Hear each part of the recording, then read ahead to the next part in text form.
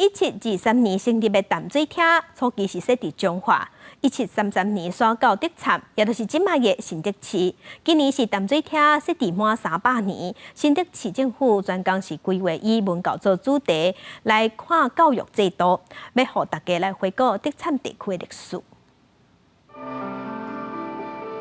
康熙年间，王世杰率领亲族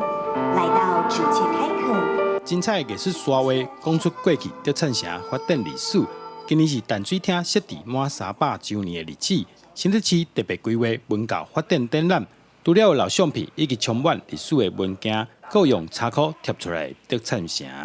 竹堑呀，嘿啊，伊特别就是敢若古迹袂少啦，古迹啊，像个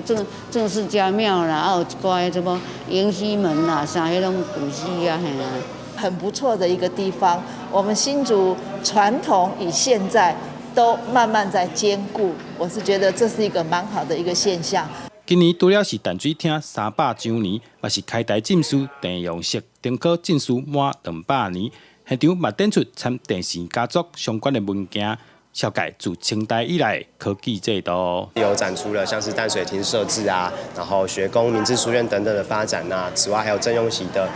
他们的跟科举相关的一些主题。所以我们最特别的当然还是一进门就可以看到的这个竹堑城的模型，因为它其实不只是一个模型的呈现，我们其实还灌注了非常多意念在里面。我们希望用